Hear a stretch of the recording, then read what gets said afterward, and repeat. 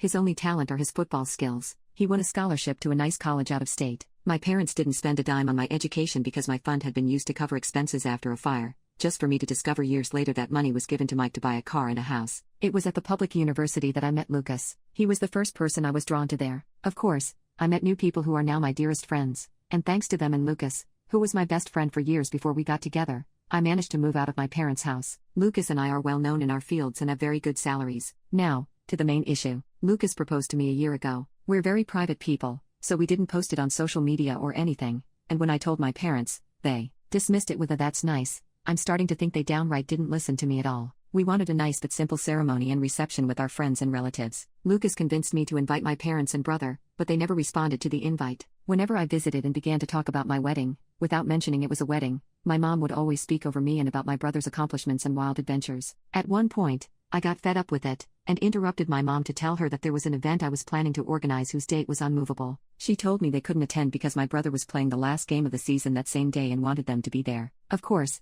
this favoritism didn't surprise me. They missed my ballets, shows, and my high school and university graduation for things about him. At this point, I wanted to be petty. I told both my parents that it wasn't a problem to miss this event, purposely omitted that it was my wedding, and didn't insist further. Flash forward to a few weeks ago, I got married. It was perfect. My family, Lucas' family, and our friends were all there, and we had a blast. My grandpa was happy to give me away, and it was just perfect. My relatives repeatedly asked me why my parents weren't there with us. I was honest and said they had my brother's game to attend and couldn't attend. They gave me a few looks, and my grandpa was visibly angry for a while, but otherwise, nothing strange happened. After the reception, Lucas and I left for our honeymoon and were phone-free for the whole trip. But once we got back, we discovered that a poop storm was welcoming us home. I turned my phone on and could not even unlock it before a storm of notifications popped up. Most of them were from my mother and brother. Mike called me all sorts of nasty names and insulted me because one of my paternal aunts posted the photos of the wedding on Facebook and captioned it with a very obvious dig at my parents, especially my mom, for missing the wedding. The post went viral in my parents' community, and they've been publicly shamed for their mistreatment of me. It also turns out that my grandpa personally visited my parents to go on a tirade to shame my father,